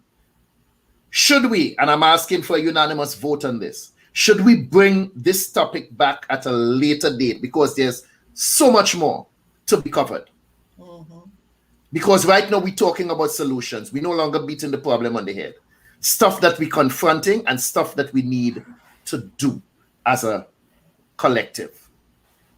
So I'm asking you on that point that you just made, which is we could talk about that for another 25 minutes based on what you just said. Should we bring a part 2 to this particular conversation? Karin? I don't know. I'm not sure about that because we've gone very wide away from the topic. So I think that's a lot of. Should we have a part 2 on this particular subject matter? Who the question is for this time? Karin? Judith agree. I'll accept the. Let me hear you, Sam. I think we could explore. I think we may need to structure it, do a little more research, but I think we can pull out some more. So that's a yes. Yeah, yes on my end. Yes on my end. Okay. I like the fact that fern leaf butter. Yeah, fern leaf butter. I do believe there's a lot more butter that Karin could lay on the bread. I know that because if we were set to discuss 10 and she had 10 written down and we only discussed 4 thus far, that shows how much deeper we can go into the conversation, creating solutions and not just talking about the problem. So we ain't talking about where we went, I'm talking about where we need to go in the future. So I would do the third vote on that. So that's 1, 2, 3. Regardless of what you had to say, it's now moot. So I have voted that at a later date that we return with this subject matter, and you can lay out the rest of stuff, Karen. Butter the bread, butter it thick, butter it smooth, and hold on, let me finish the statement. Lay it on smooth, and the cantankerous one over there, she go stir up the water and muddy it up. But lay it on smooth what we need, and so get out. The troublemaker over there, so go make some noise. Trini Girl Fly said yes, we should come back. Denise Williams spoke about fern leaf butter. Yes, bring it on with that. People agreeing with you, Dr. Judith. Carol Knight say yes. And we did talk on some of the topics exactly. Not even, yes, Carol Knight, not every person who is scholarly educated has common sense. Go figure. Common sense is not very common. And not because you have that, all of them letters behind your name means that you're smart. It just means that you're educated in that particular arena. And a lot of people tend to get confused with that. Thank all of you all, Denise Williams, Carol Knight, Trini Girl Fly, Lucy O'Brien, Sherelle. I didn't even see, wait a minute, Sherelle joined the chat. Sherelle Hope. She snuck in. I never see her either. Let me rephrase that. That's Sherelle Hope. No. That's Sherelle Moore. Sherelle Moore. I think she misspelled her name there. Sherelle Moore joined the conversation tonight. Okay. Carol Denise, did we have anyone else in there? So I'd like to thank each and every one of you for joining the conversation, and we urge you again, go on YouTube, join the channel, make sure you are subscribed. Make sure that you subscribe. Make sure that you leave us a thumbs up. Leave a comment. Just say, hey guys, good show. Loved it. I don't like that guy's face. This fella screamed too much. Say something. Let me know how we do it. All of the people in the chat, your input is vital. Thank you so much for joining us. Anybody, closing comments? I ain't feeding you all anything tonight. No question. You all don't know I get beat over my head. Hold on, Sam. We bring it back around to you. Oh, okay. So I ain't feeding no question. You all do have the idea the kind of licks I get for that because I pose a question at the end of the show. So let me hear you, woman. What you have to say? Me not take the relay there. No, I'm not take it so. No, sir. No, man. Do a proper intro to me. No, lad. You see, she know who we're talking about, right? So as we bring the show to a close, ladies and gentlemen, could we have some closing arguments from Miss Karin Forrester? Take us home, please. Oh, that's so nice. When I thought about the topic, I went ahead and thought about how, as human beings in this country and really all over the world, but we're focusing on the US, we're still treated to a certain extent like chattel, like we're sort of enslaved to our workplace for that 25, 30, 40 years, if we're lucky enough to hold on to one thing for so long. I looked up the definition of slave versus chattel. And chattel is described as physical property, something that is movable, but so are we. So I didn't quite draw the distinction that the dictionary was trying to draw. I would love for us to be able to sort of walk our talk. We say the church walk their talk. I say it all the time anyway. Let me personalize it. We as individuals need to walk our talk. We're saying all of these things. We need to put it into action. And there are different ways. It's not one thing, one solution for one problem. We need to walk our talk and empower ourselves. We have to. Or as 15, 20 years later, our children, grandchildren, and so forth will be saying the same thing we're saying. What sense does that make? What difference did we make being on this plane if we can't make some changes to make their lives easier? I'm not chattel. I am not enslaved to anything. And I would like that to be a part of the legacy I leave behind. That's it. Dr. Judith. I agree with what Karin Forrester said. And the only thing I would say, Karen, the only thing I would add to that is, well, I'm in agreement with her. I've had knee problems for a few years now, struggling with it, not sure what to do about it. A white woman that I work with despises me. But she told me some months ago that there's turmeric in the gummy bear form.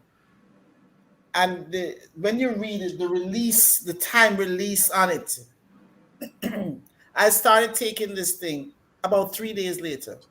Immense improvement. And I'm like, wow. You know what I did? First thing I did, I told a bunch of people who has knee problems about it. If we have information and we don't share it, it's dead. The problem for me all my life, I've gotten, shut up, you talk too much. You always have something to say. But if I see a need, I'm going to meet it. You don't have to like me. You don't have to like me. Because like that woman don't like me, she gave me the information. You know what I told her? I said, hey, thank you for the information because it's working. I don't care if she don't like me. I use what she gave me.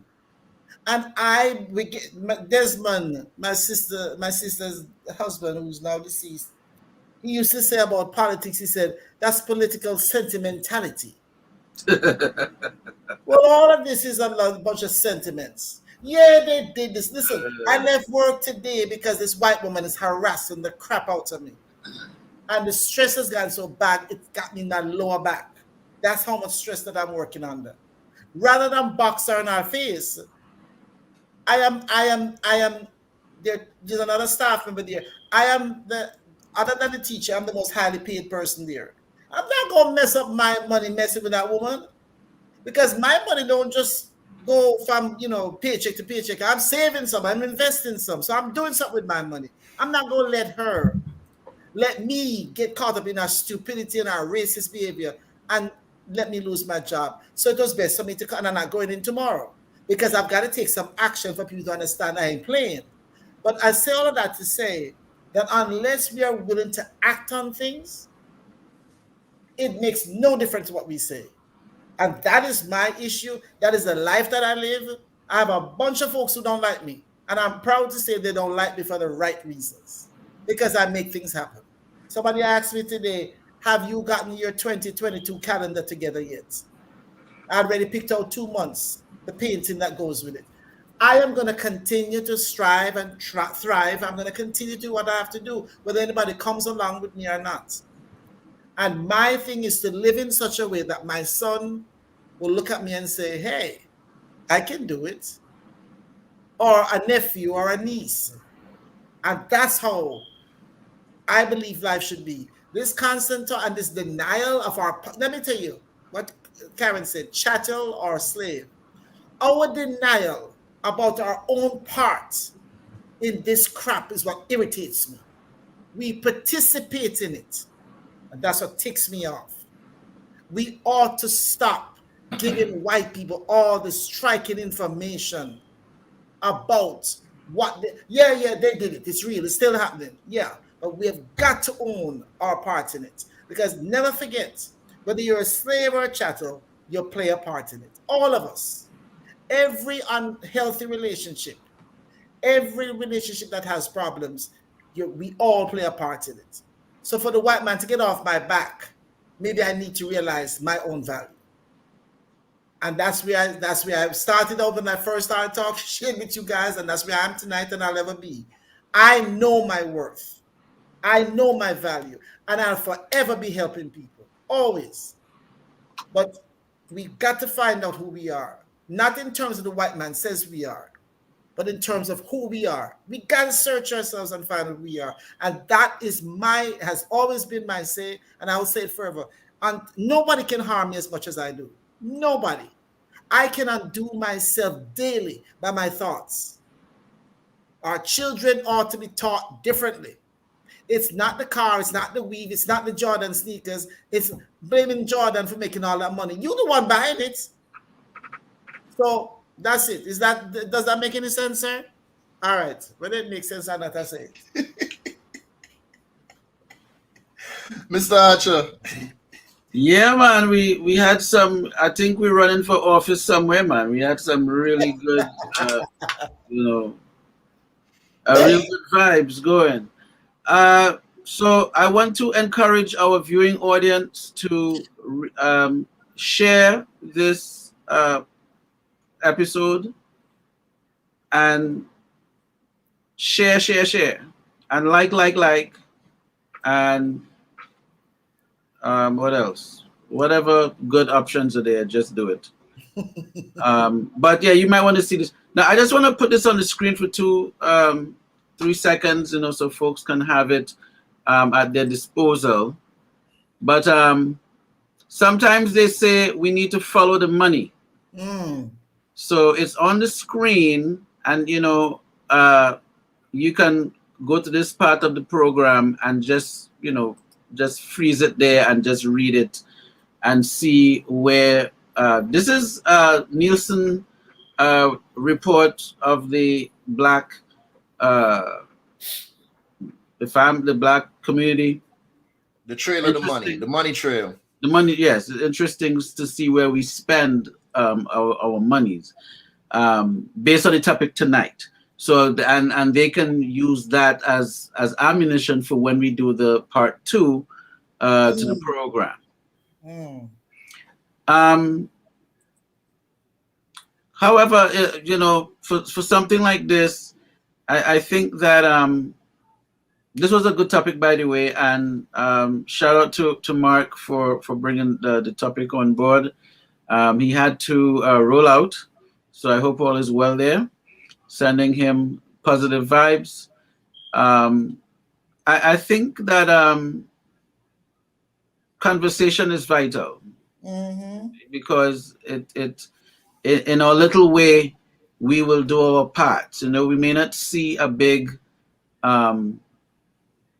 like a big truck, a big backhoe come and push all the stuff one time, but little by little, things it would erode. I like to look at like the Marleys, and although Bob saw a little glimpse of what was going to happen, if there's any truth to him looking down from glory somewhere, I'm sure he'll be proud to see what the generations are doing of the Marleys. It is a very interesting, very, very interesting legacy that we're seeing before our eyes as they develop and build the Tough Gun brand, and it's something that's I'm really amazed to see it grow.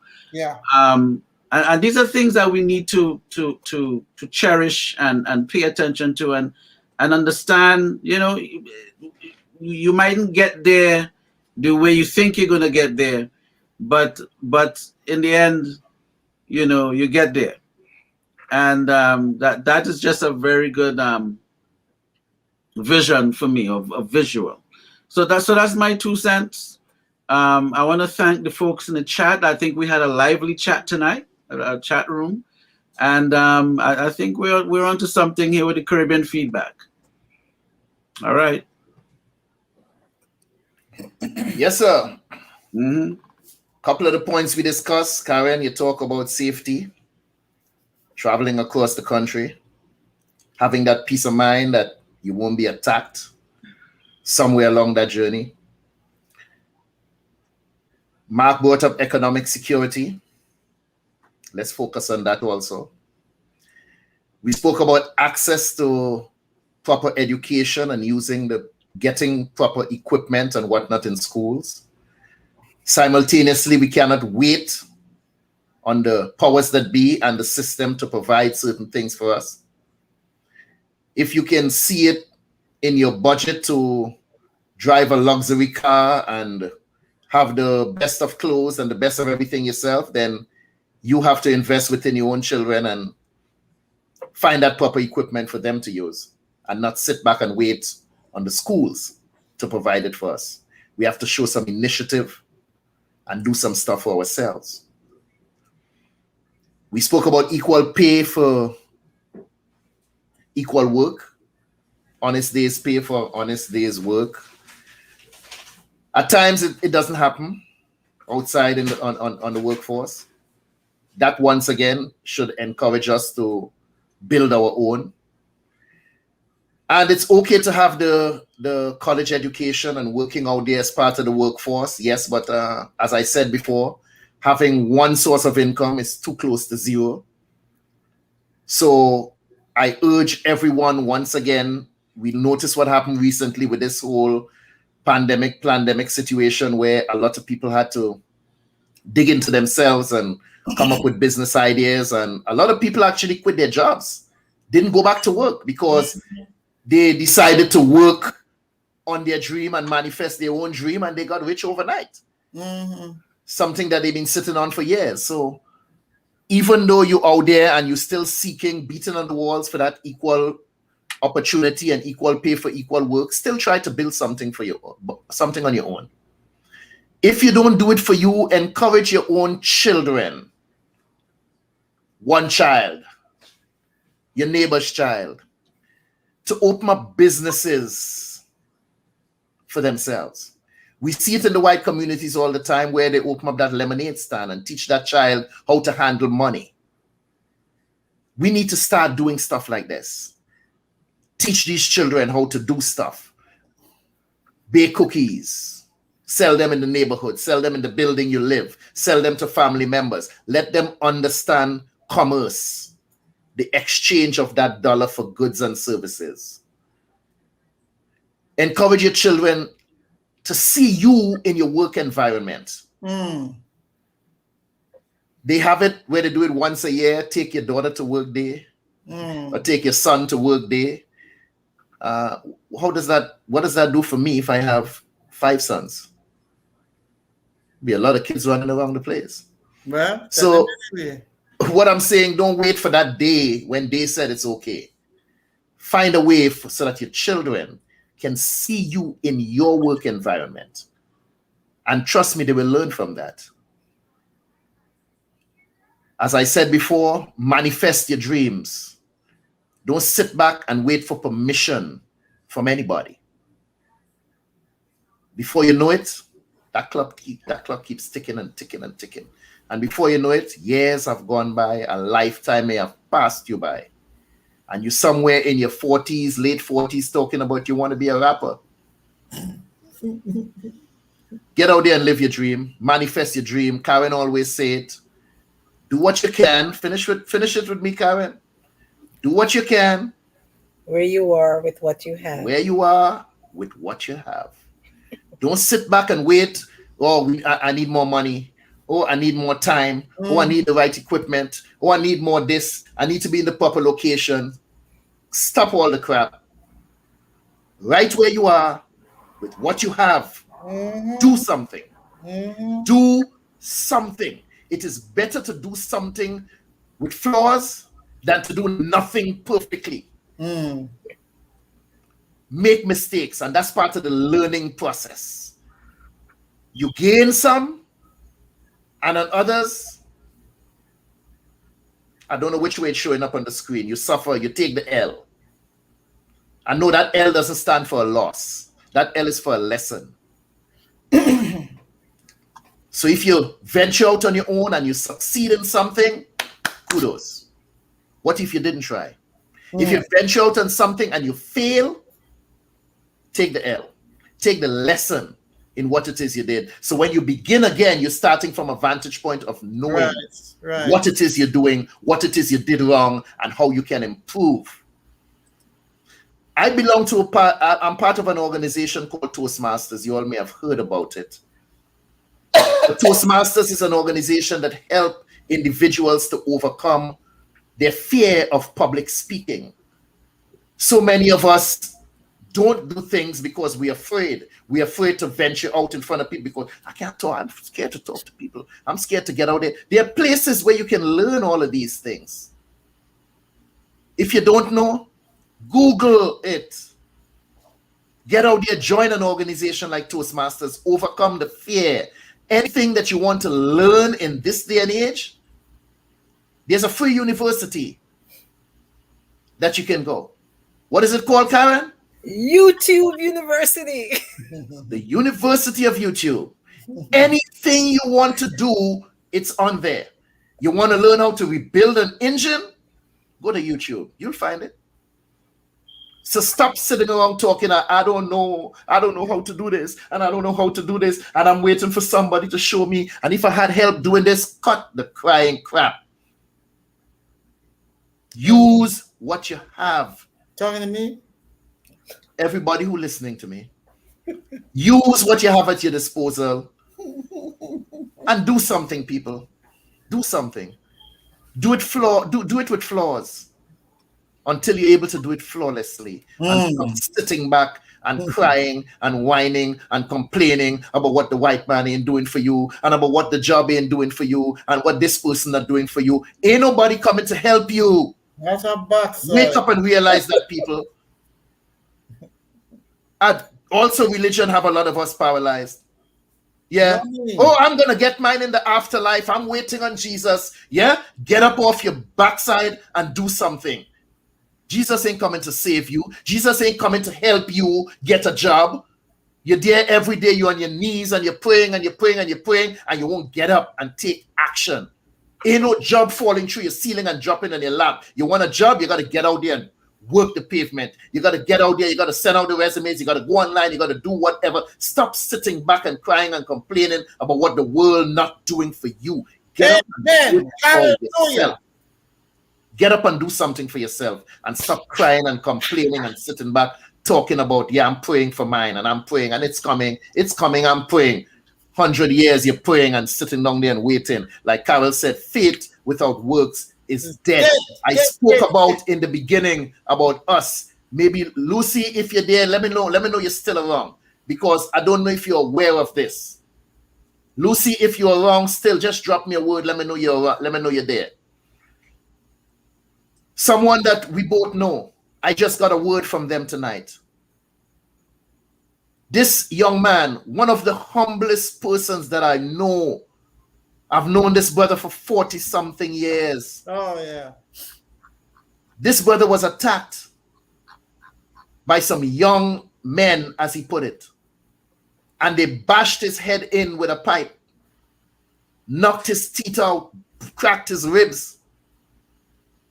And then when you get to find out these brothers, these people who did this belong to the same faith as he did. What are we doing? We talking the talk, but we're not walking the walk. Stuff like that, you're not here.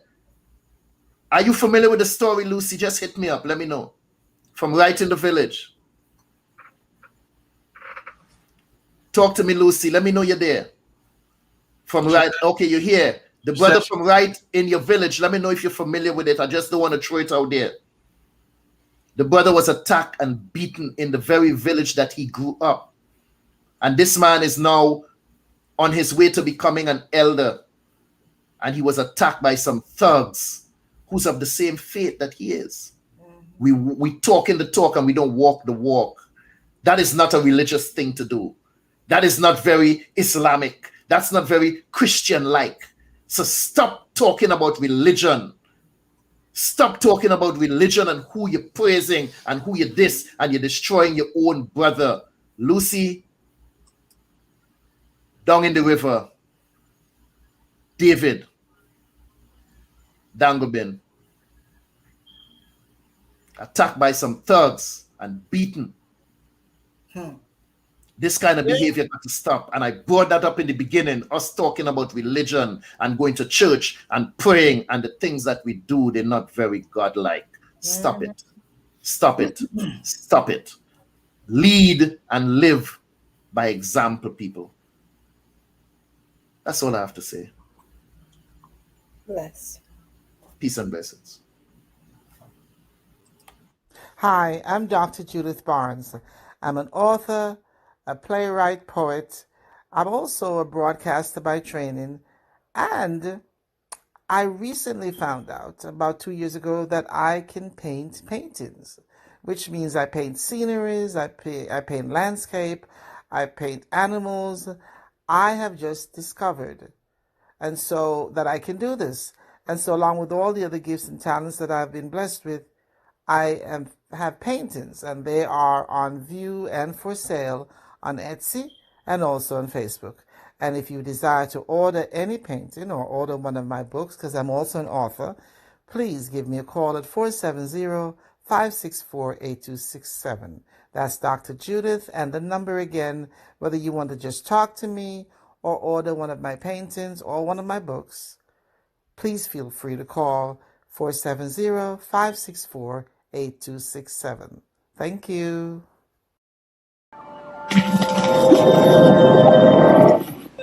Hello there and welcome. My name is Curtis Henry. Over the past few weeks, as we were putting the final pieces together to get the show on the road, some people asked, why do you need to showcase Caribbean people? Why Caribbean Chat? And I say, why not? Because we as Caribbean people have worked too hard, come too far, and suffered too long for us to continue taking a backseat. It's time for us to rise up, speak out, and show the world the value and the richness of our culture. So I'm providing a platform to showcase the history and culture of Caribbean people in entertainment, the arts, politics, sports, and economics. We will explore the many profound contributions they have made to society. So we invite you to stay with us as we launch what is to become one of the greatest voices of Caribbean people, for Caribbean people, by Caribbean people. On this platform, Caribbean people of excellence get to tell their story. Our aim is to ensure that your contributions are acknowledged and celebrated. Welcome to Caribbean Chat. So make sure you like us on Facebook, follow us on Instagram, and be sure to hit that subscribe button on YouTube. We are Caribbean Chat.